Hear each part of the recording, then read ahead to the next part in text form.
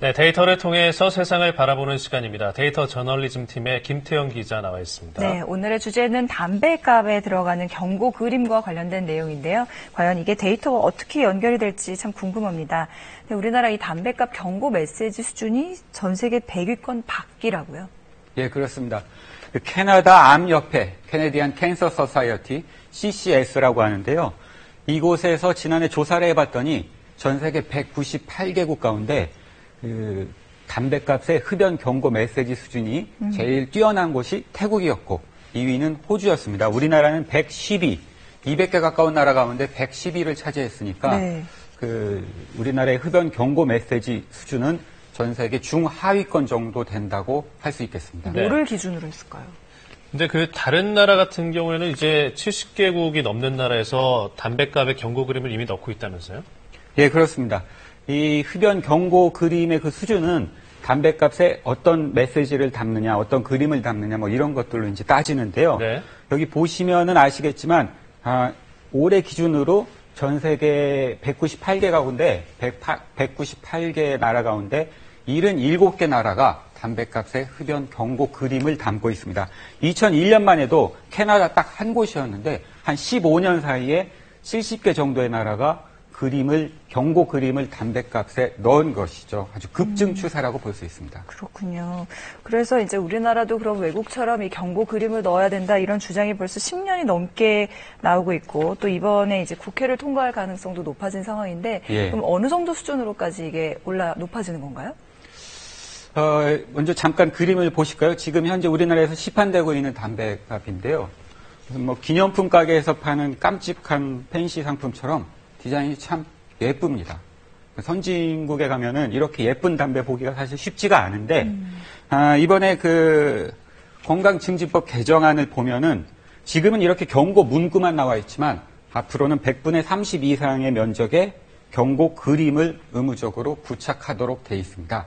100분의 30 이상이니까 이 경고 그림이 100분의 30% 정도가 될지 또 그 이상이 될지는 그거는 이제 추후 지켜봐야 됩니다. 예. 자, 그런데 이번 개정안에 경고 그림이 지나치게 혐오감을 줘서는 안 된다. 이런 단서 조항이 들어갔는데 이것 때문에 또 애매하다. 이게 말이 많잖아요. 예, 그 단서 조항이 이제 국회 논의 과정에서 들어갔습니다.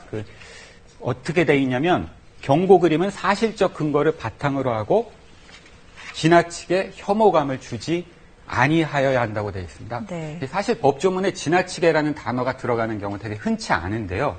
이 지나치다고 하면 도대체 어느 정도가 돼야 그렇죠. 지나치다는 것인지. 주관적이죠. 그렇죠. 사람마다 보기가 다를 수 있기 때문입니다.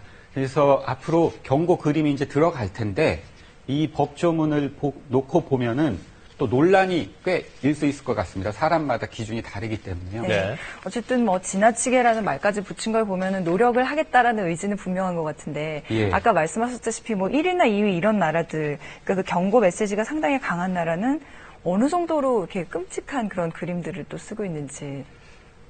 예, 앞서 잠깐 말씀드렸지만 경고 메시지 수준 1위인 태국과 2위인 호주를 잠깐 보겠습니다. 네.